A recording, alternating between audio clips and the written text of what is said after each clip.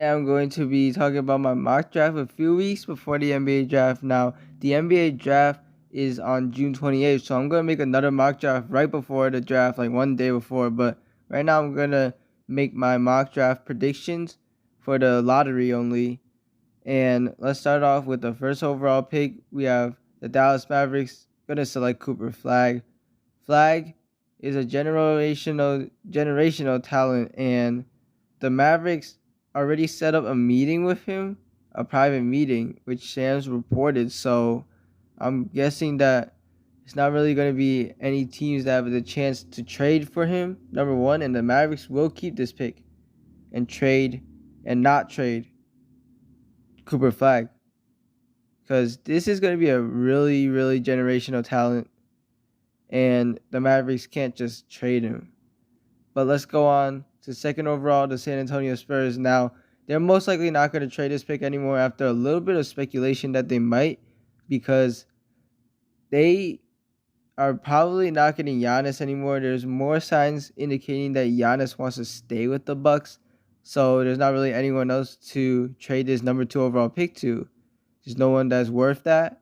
And they will pick Dylan Harper with their second overall pick. Dylan Harper is a great point guard who is a pretty tall point guard, around 6'6", and he can handle the ball, pass. Although the Spurs have like 3 point guards with De'Aaron Fox, Stephon Castle, and Harper, they could play most of them at once or let Harper come off the bench as a six man because he's just a rookie. So they could actually contend with this lineup. Like, it's gonna be scary next season. Next, we have the third overall pick. Now, this is a bit different. Now, the third overall pick might get traded with the 76ers trying to contend. And I don't know if they want to pick a player right here. So they might trade it for a star, offload PG's contract. But if they don't, I have them selecting Ace Bailey with the third overall pick. He has dropped a little bit. He was one of the players that were fighting for that number 1 overall spot, but he has fell off a little bit because of his efficiency struggles, and he is a good scorer, but he's a project.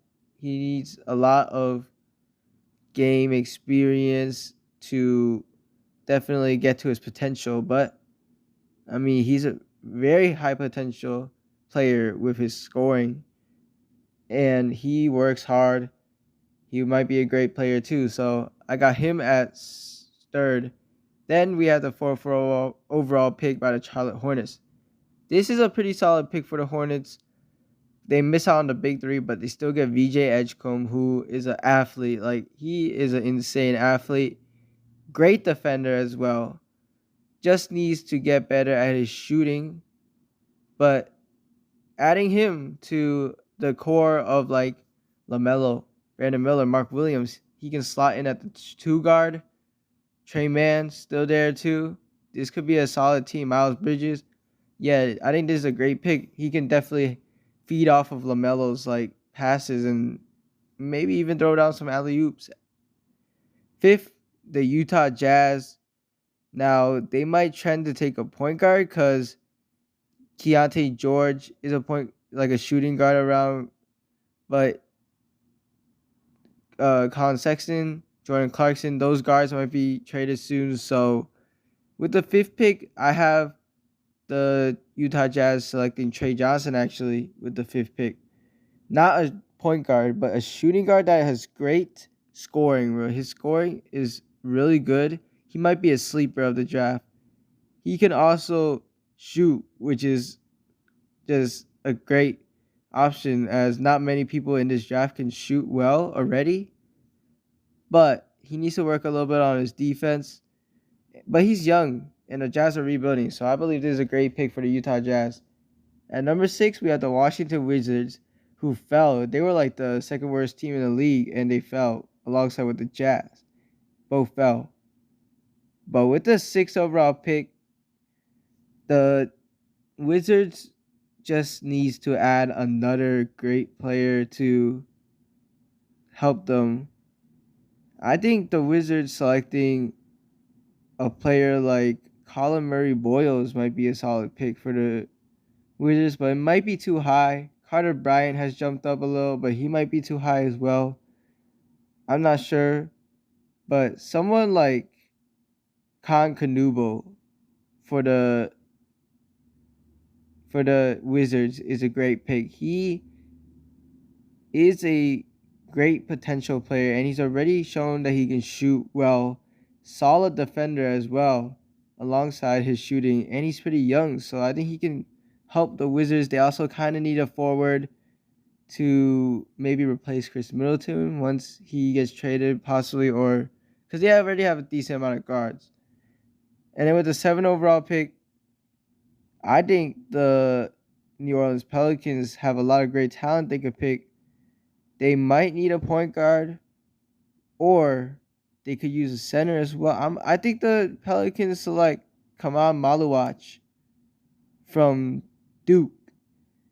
Yves Missi, they picked last year, is a great player, but they could add more front court depth, possibly even play both of them together because Kaman can shoot the ball, and he's a great offensive player, can rebound, and also he can block shots and stuff. He's a great rim protector. So I think that he'll be a great pick for the Pelicans. And then with the 8th pick, the Nets are also rebuilding.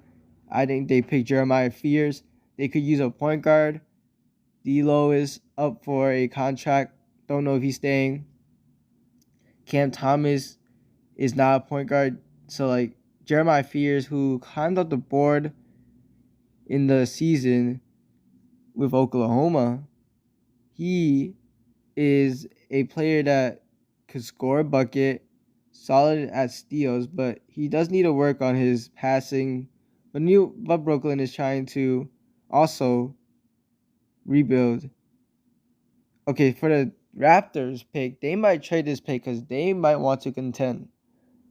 But if they don't, I see them picking someone older, a little bit older. So maybe someone like Colin Murray Boyles. Colin Murray Boyles will be a good pick for them. They always draft players like him who are like forwards, who are wings, who have great size, 6'7", but he's 7-foot wingspan, which is pretty good. And he is just an all-around player, can defend decent amount, can score bucket when needed, and he will help their young core with Quickly, Barrett, Barnes, Ingram, Grady, a lot of other great players. The Raptors actually might have something to build here. They just maybe need to make a move for a star, maybe Kevin Durant. For the 10th pick, the Houston Rockets are another team that might trade this pick because they're trying to build. But they could use a backup point guard, so they might take Yaka Jonas from Illinois. I'm not sure if I'm pronouncing it correct, but he has potential to be a great point guard. He's also a taller point guard, which is great. Like, they do need a backup point. They were playing Aaron Holiday sometimes at backup point. So he is a solid mid-range attacker who also can rebound well as a point guard, but he definitely needs to work a little bit on his scoring, especially at the three-point line. But the Rockets could definitely use a point guard, so either him or a shooter in the draft for the Houston Rockets. Blazers are another solid young team. I don't know what they really need. They might need a forward or center because the centers, DeAndre Ayton and Robert Williams, might get traded, but also they might not really need them as much. I think they will pick for upside. So someone like Asa Newell, I don't know if I'm correctly pronouncing him, is a player that's pretty young still, around 19, 20. He is a solid player for rebounds, and he is also like can score in the paint, and he just needs to get better on some defense to help. But with the Blazers, I mean, they could always use some wings right here. So I believe that would be a solid pick for them. And then For the 12th overall pick, Chicago Bulls, they need a center. Boots might be gone soon. I think Derek Queen will be a solid option for them.